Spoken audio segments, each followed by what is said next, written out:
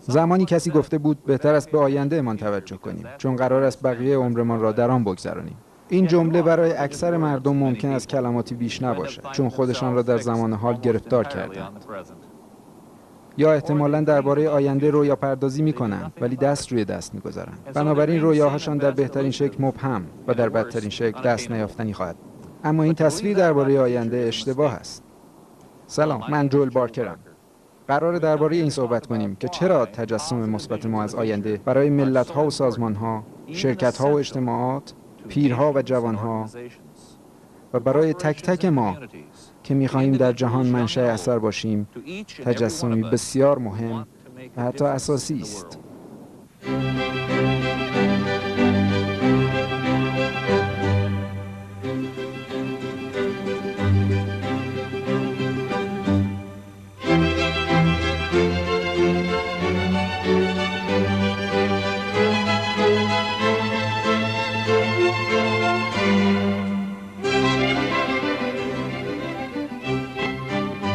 من کار مطالعه آینده را در سال 1973 موقعی شروع کردم که جنگ ویتنام در حال اتمام بود. اوپک اختیار بحران انرژی را در دست گرفته بود. رسوایی واترگیت داشت به اوج می‌رسید و تورم در سراسر جهان مهار نشدنی به نظر می‌رسید. برای خیلی از آدم‌ها، از رؤسای شرکت‌ها گرفته تا کارمندان جزء، معضلات روزمره آنقدر طاقت فرسا بود که فکر کردن به آینده برایشان بی‌معنی به نظر می‌رسید. اما در بحبوحه آن همه تلاطم و بدبینی، من به آثار 3 محقق برخوردم که نشان می‌دادند داشتن دیدگاهی متضاد، دیدگاهی مثبت، بسیار عاقلانه‌تر است. هر کدام از این متفکران به شیوه خاص خودشان متقاعدم کردند که لازم است به خصوص در دوران‌های بحرانی درباره آینده فکر کنیم، رویا پردازی کنیم و آن را تجسم ببخشیم. در واقع اعتقاد من این است که داشتن بینش مثبت نسبت به آینده شاید نیرومندترین انگیزه تحول من و شما باشد.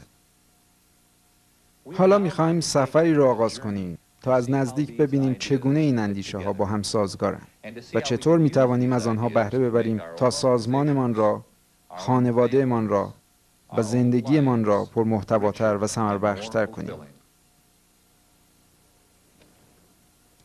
سفرمان را از اینجا آغاز می‌کنیم، چون محقق هلندی فرد پولاک کتابش را با نام تصویر آینده اینجا به نگارش درآورد. پولاک به رابطه میان ملت‌ها و تصویر آیندهشان علاقه زیادی داشت. مسئله‌ای که او مطرح کرد شبیه مسئله مرغ و تخم مرغ بود. آیا تصویر مثبت یک ملت از آیندهش پیامد موفقیت آن ملت است یا موفقیت آن ملت پیامد تصویر مثبتی است که از آینده داشته؟ برای یافتن پاسخ، او ادبیات بسیاری از ملت‌ها را مطالعه کرد، خواه باستانی، خواه معاصر، تا دریابد آنها چقدر درباره آیندهشان دید مثبت داشتند و چقدر به آمالشان دست یافتند. یافته او کاملاً اینجا در آتن تجسم یافته، در قصر پارتنون. پارتنون ابتدا تصویر ذهنی معمارانش بود. بعدها یونانیان آینده فرهنگشان را در آن مجسم کردند. این همه چطور اتفاق افتاد؟ یونانیان با رویا آغاز کردند و بعد آن رویاها را به چیزی نیرومندتر بدل کردند. بینش. بینش نتیجه رویا و عمل است. آنچه پولاک در تحقیقش یافت این بود که بینش‌های مهم مقدم بر موفقیت‌های مهم هستند. او در نمونه‌های مکرر الگوهای مشابهی یافت. ابتدا رهبران پنداره محکمی از آینده ارائه می‌کردند، بعد جوامع این پنداره را می‌پذیرفتند و از آن حمایت می‌کردند. بعد آنها با همکاری هم آن پنداره را تحقق می‌بخشیدند. 2500 سال پیش اینجا در یونان این الگو تحقق یافت. همین اتفاق در روم هم افتاد و در اسپانیا، در ونیز، انگلیس، فرانسه. نظیر همین الگو در امریکا هم اتفاق افتاد و حتی امروزه نیز قدرت بینش را می توانیم در سراسر جهان ببینیم، از اروپای شرقی تا سواحل اقیانوس آرام. چیزی که مخصوصاً در پژوهش پولاک برایم جالب است، این واقعیت است که بسیاری از ملت‌ها وقتی راه صعودشان را به سوی عظمت آغاز می‌کردند، نه منابع مناسبی داشتند و نه جمعیتی قابل قبول، یا حتی برتری استراتژیک هم نداشتند. در حقیقت آنها برخلاف جریان رود حرکت کردند. آنچه آنها داشتند، بینشی عمیق نسبت به آیندهشان بوده و عنصر اصلی موفقیتشان همین بوده. این تنها عنصر نیست، ولی اولین و مهمترین آنهاست. ملت‌های بینشمند تواناترند و ملت‌های فاقد بینش در خطرند. زمانی معلم مدرسه بودم و پس از خواندن کتاب فرد پولاک متوجه شدم که چیزی که او درباره ملت‌ها میگوید درباره کودکان هم کاملا صادق است. کودکانی که عمیقاً تحت تأثیر بینششان نسبت به آینده قرار دارند.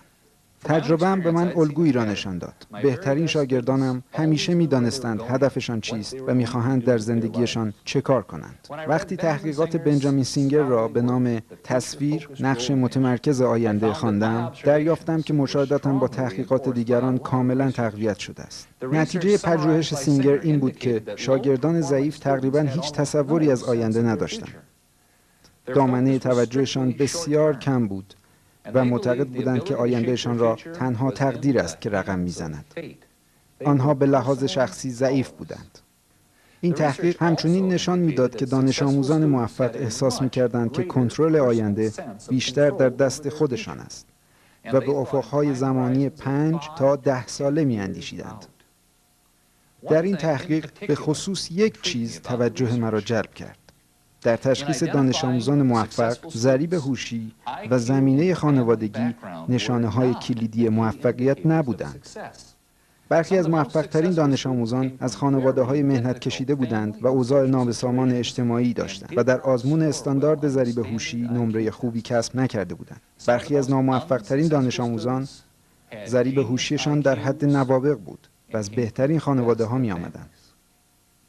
پس اصلی ترین عامل تمایز چه بود؟ بینش. و چیزی که همه دانش آموزان موفق در آن مشترک بودند، بینشی ژرف و مثبت نسبت به آینده بود.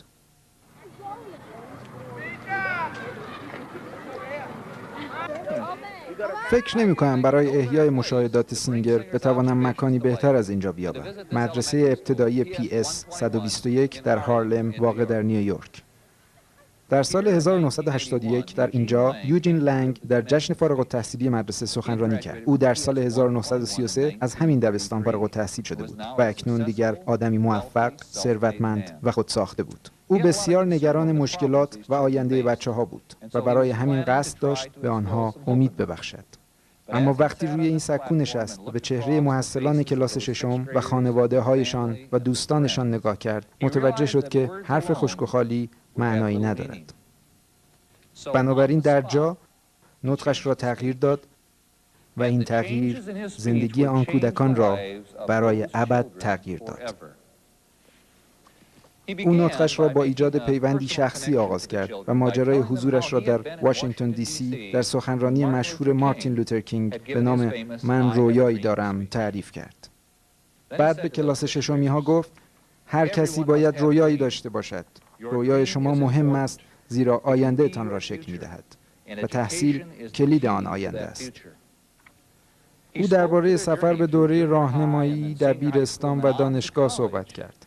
اما وقتی کلمه دانشگاه را به زبان آورد، متوجه شد که دانشگاه برای اکثر این کودکان کاملا دست نیافتنی است.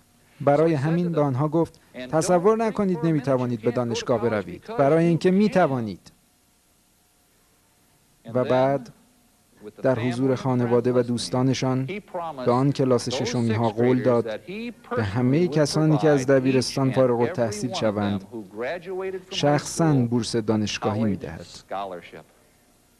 آنجا کلاس ششمی هایی جمع شده بودند که امیدی به رفتن دانشگاه نداشتند و یک باره با این وعده روبرو شده بودند. آقای لنگ در میان تشویق حضار سر جایش نشست. ولی او می‌دانست که پول به تنهایی این کارایی را ندارد. او باید مسیری را برای آن وعده فراهم می‌کرد. پس بیدرنگ ساختاری حمایتی را ایجاد کرد تا معلمان و والدین و مؤسسات اجتماعی همکاری کنند تا دانش آموزان مطمئن شوند که این تصور تحقق خواهد یافت. از سابقه آن مدرسه میشد پیش بینی کرد که از آن جمع کلاس ششمی فقط 25% از دبیرستان فارغ التحصیل شوند و از آن 25% تقریباً هیچ کس وارد دانشگاه نشود. اما به لطف آقای لنگ و زحمات او و اهل محل 48 نفر از آن 52 دانش آموز از دبیرستان فارغ التحصیل شدند و از آن 48 نفر 40 نفر وارد دانشگاه شدند. اینجا در مدرسه ابتدایی PS 121 در قلب هارلم مشاهده می‌کنیم که آنچه بنجامین سینگر نوشته کاملا نمود پیدا کرده. قدرت بینش کودک به یاری اجتماع کمک می‌کند که او بر مشکلات تاریخی و اقتصادی غلبه کند. در او انگیزه ایجاد می‌کند تا به موفقیت‌های فوق‌العاده‌ای دست یابد. پس وقتی از فرزندان ما میپرسیم میخواهی در آینده چه کار شوی، کمکشان میکنیم که درباره موضوعی بسیار مهم فکر کنند. هرگز جوابهاشان را بی ارزش تلقی نکنیم، ولو اینکه هر هفته نظرشان عوض شود. با گوش کردن به فرزندانمان نشان میدهیم که رویاهایشان درباره آینده مهم است و علاقه ما به رویاهای آنها به آنها اعتماد به نفس و توان میبخشد تا بتوانند آیندهشان را شکل دهند. در ملت‌ها و کودکان الگویی مشابه را می‌بینیم، قدرتی مشابه را، قدرت بینش.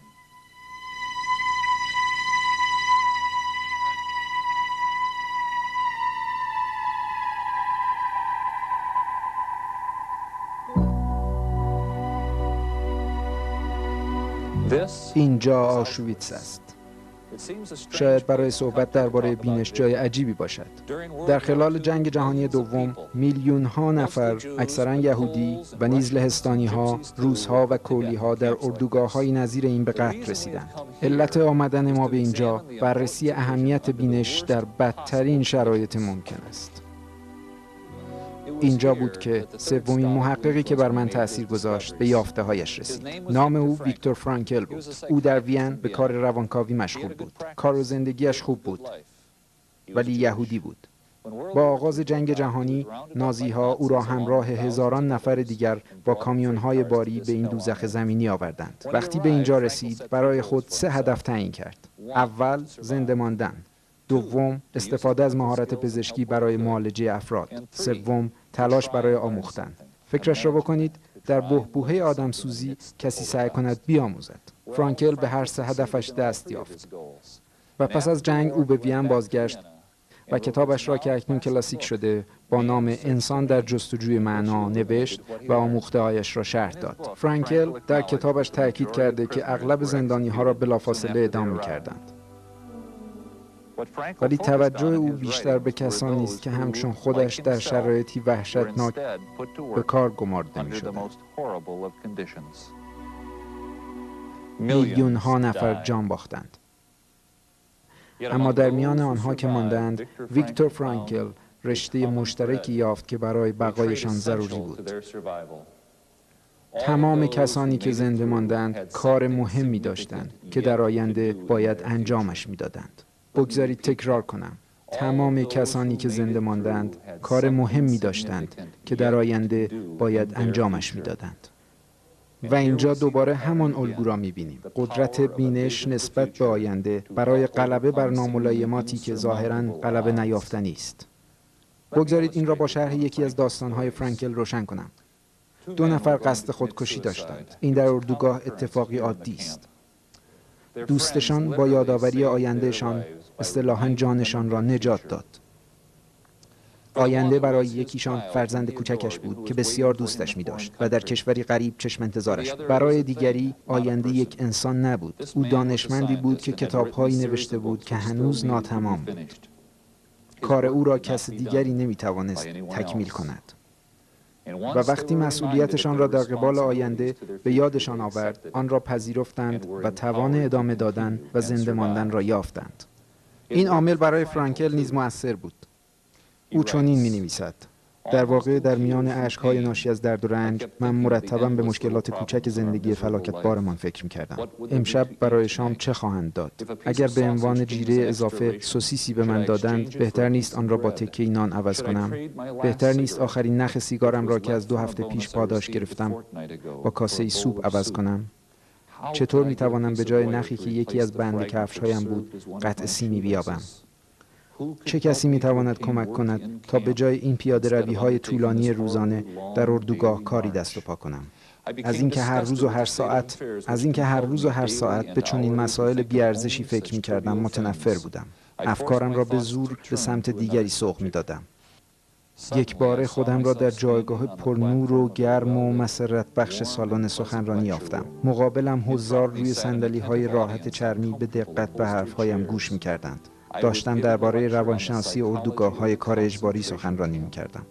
با این شیوه توانستم تا حدودی افکارم را از آن وضعیت و مهنت آن لحظات جدا کنم. و حالا او آنها را پاره‌ای از گذشته می‌پنداشت. پیام فرانکل روشن است. برای من و برای شما ضروری است که کاری برای انجام دادن در آینده داشته باشیم. بینشی مثبت نسبت به آینده داشته باشیم، چون همین است که به زندگیمان معنا می‌بخشد.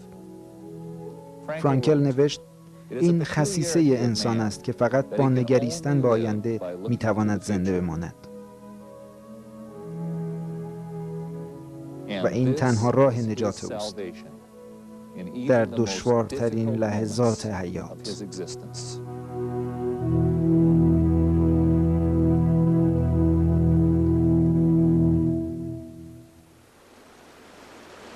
به اینجا آمدیم تا استعاره ای را بیان کنیم. همه ما در زندگیمان از رودهای عبور می‌کنیم. آن سوی رود آینده امان قرار دارد. گاهی جریان رود آرام و عبور آسان است. در مواقعی نیز رود متلاطم است و عبور غیر قابل پیش بینی. اغلب اوقات در طی این لحظات پرتلاطم ما سعی می‌کنیم با پریدن در آب و شنا کردن از رود گذر کنیم، ولی می‌بینیم که با جریان آب به پایین رودخانه برده می‌شویم. امیدواریم وقتی که به کرانه دیگر می‌رسیم آنجا مساعد باشد. اما راه بهتری برای گذر از رود نیز هست، اینکه نسبت به آیندهمان بینش داشته باشیم.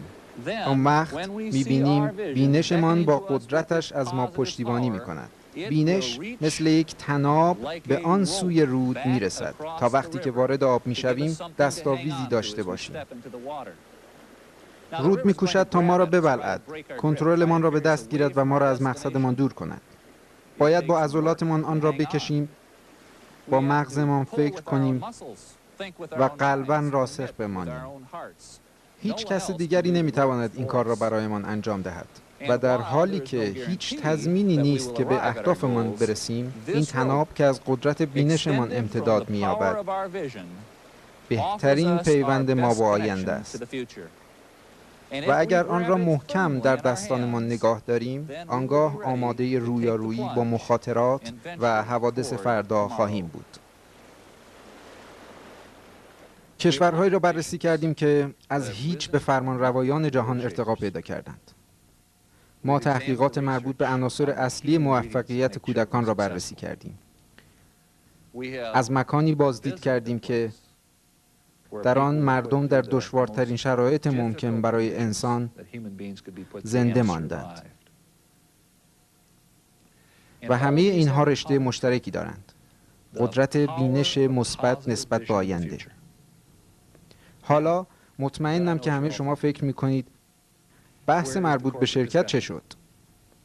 اگر این بحث برای کشورها، برای کودکان و بزرگسالان مؤثر باشد، آیا برای سازمانها هم مؤثر است؟ مسلماً. در حقیقت این بحث در هر مقیاسی برای انسان بنیادین است. سازمانها یکی از بهترین مکانها برای مشاهده این تأثیر هستند، زیرا آنها اندازه و پیچیدگی لازم را برای استفاده حقیقی از قدرت بینش دارند. به سازمان‌هایی فکر کنید که با بی‌تجربگی شروع کردند و حالا انتفاعی یا غیر انتفاعی موفقیت شگفت‌انگیزی دارند و من مطمئنم که آنها با یک بینش به پیش می‌روند. اجازه دهید چند مثال بزنم. مثلا شرکت بوئینگ با بینش ساخت هواپیمای بزرگ جهانی که همان 747 شد، یا سونی با بینش فراهم کردن تفریح برای همه مثل واکمن. شرکت مخابرات فرانسه که تصمیم گرفت بهترین شرکت مخابرات اروپا شود و شاید بدترین بود. IBM که سازمانش را بر سر پنداره ساخت سری 360 مینفریم کامپیوترها به مخاطره انداخت. شرکت ملیکان با طلب همیشگی مرغوبیت. سپاه رستگاری، گروهی غیر انتفاعی با بینش 100 ساله برای کمک به تهیدستان و مستمندان. و تویوتا که بینشش این است که نه تنها بهترین کارخانه اتومبیل سازی دنیا باشد، بلکه بزرگترین هم باشد. پس سوال، چه چیزی بینش‌های بزرگ را تشکیل می‌دهد؟ اول اجازه دهید که نکته‌ای را بگویم که جزئی از بینش نیست و دانستن آن به عنوان بخشی از بینش خطاست. بینش صرفاً بر اساس ارقام مالی بیان نمی‌شود. آن ارقام همیشه نتیجه بینشی تحقق یافته هستند. پس اجزای اصلی بینش چیست؟ خب،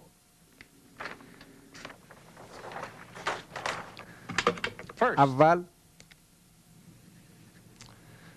بینش را رهبران باید گسترش دهند.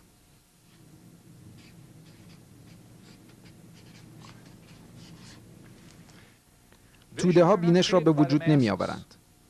رهبران خبره با مردمشان صحبت می کنند و به حرفشان گوش می کنند و در ضمن از اخبار دنیا آگاه می شوند و آن را می کاوند. اما این نقش رهبر است و نه پیروان که این اطلاعات را بگیرند و آن را به بینشی قدرتمند و منسجم مبدل کنند. دوم،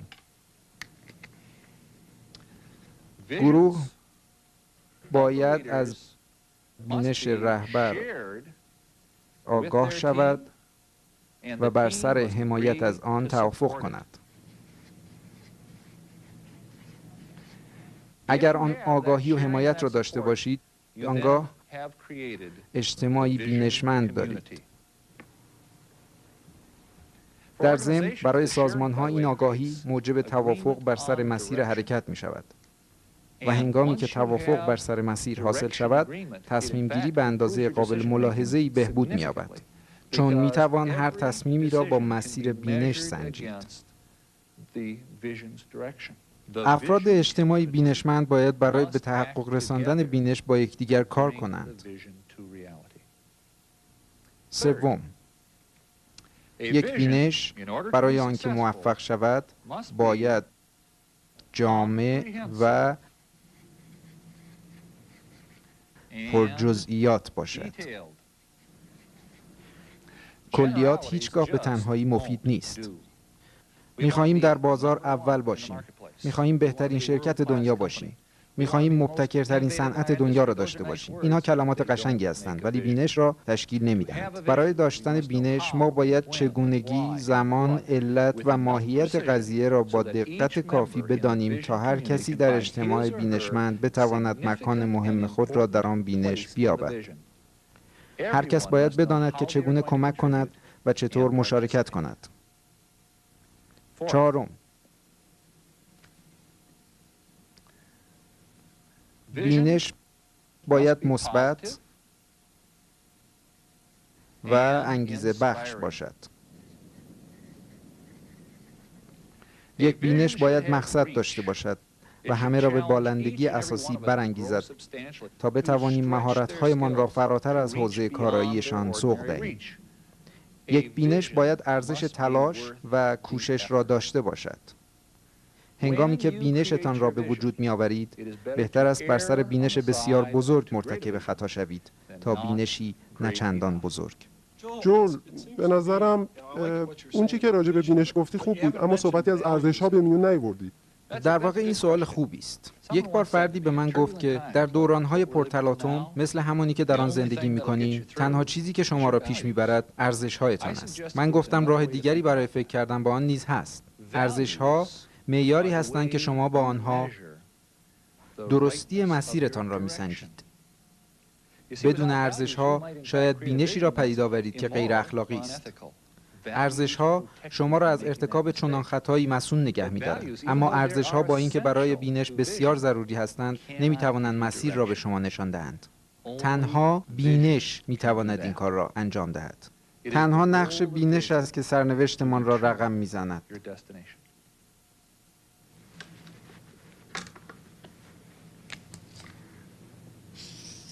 رهبری با بینش، تشریک آگاهی و حمایت، بینش جامع و پرجزئیات، بینش مثبت و انگیزه بخش. هنگامی که همه اینها را جمع می‌کنید، صاحب اجتماعی بینشمند می‌شوید. و هنگامی که صاحب اجتماعی بینشمند می‌شوید، آنگاه شما قدرتمند خواهید بود. دوست دارم ماجرایی برایتان تعریف کنم. این ماجرا از نوشته‌های لورن آیزلی الهام گرفته. آیزلی فرد بی‌نظیری بود، زیرا به بهترین شکل دو فرهنگ را در هم آمیخت. او دانشمند و شاعر بود و از آن دو دیدگاه به زیبایی درباره دنیای ما و نقش ما در آن مطلب می‌نوشت. روزگاری مرد فرزانه‌ای بود، تقریبا مثل خود آیزلی، که برای نوشتن مطالبش به لب اقیانوس می‌رفت. او عادت داشت که قبل از شروع کارش در ساحل قدم بزند. یک روز که در ساحل راه می‌رفت، هنگامی که به پایین ساحل نگاه کرد، کسی را دید که حرکاتش شبیه رقص بود.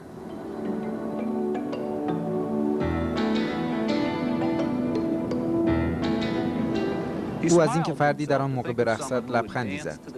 بنابراین تندتر حرکت کرد تا به او برسد.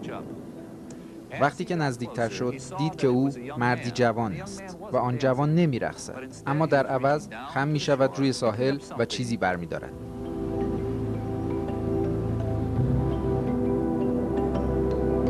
و خیلی آرام آن را به اقیانوس پرتاب می‌کند.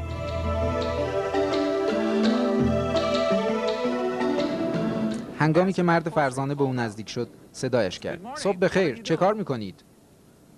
مرد جوان درنگ کرد، به بالا نگریست و جواب داد: ستاره دریایی به اقیانوس می‌اندازم. فکر می‌کنم اجازه دارم که بپرسم چرا ستاره‌های دریایی را به اقیانوس می‌اندازید؟ خورشید بالا آمده و مد فرو می‌رود و اگر آنها را به اقیانوس نیندازم خواهند مرد. اما جوان، مگر نمی‌دانی که ساحل کیلومترها امتداد یافته و در کنارش میلیون‌ها ستاره دریایی هست؟ ممکن نیست که بتوانی تأثیری بگذاری. مرد جوان مؤدبانه گوش کرد، خم شد، ستاره دریایی دیگری برداشت.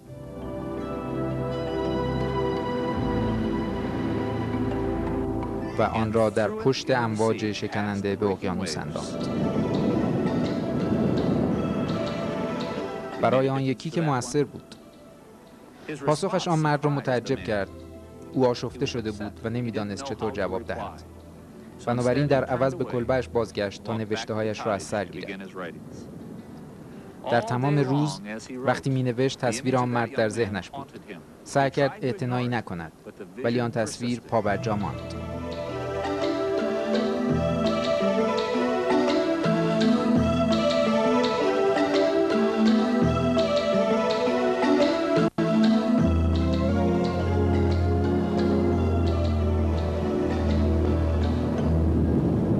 دست آخر در اواخر بعد از ظهر متوجه شد که او به عنوان دانشمند و به عنوان شاعر به ماهیت اساسی عمل مرد جوان پی نبرده بود، زیرا دریافت که مرد جوان با آن کارش تصمیم گرفته بود که تنها نظاره‌گر گذر زندگی در دنیا نباشد، بلکه تصمیم گرفته بود در جهان عامل و فاعل و منشأ اثر باشد. از خودش خجالت کشید. آن شب آشفته حال به رخت خواب رفت. صبح از خواب بیدار شد و می‌دانست باید کاری کند. بنابراین بلند شد، لباسش را پوشید، به ساحل رفت و مرد جوان را یافت و همراه او روز را به انداختن ستاره دریایی به داخل اقیانوس سپری کرد. عمل آن مرد جوان نمایانگر چیزی با اهمیت برای تک تک ماست. ما همگی توانایی اثرگذاری را داریم و اگر بتوانیم مانند آن مرد جوان به آن موهبت واقف شویم، با قدرت بینشمان صاحب نیروی شکل بخشی به آینده‌مان می‌شویم. و این چالشی برای من و برای شماست. هر کدام از ما باید ستاره دریاییمان را بیابیم. و اگر ستاره‌هایمان را خوب و خردمندانه پرتاب کنیم، تردیدی ندارم که قرن 21 جای بسیار خوبی خواهد بود. به خاطر بسپارید بینش بی عمل صرفاً یک رویاست. عمل بی بینش صرفاً وقت گذرانی است. بینش به همراه عمل است که میتواند دنیا را دگرگون کند.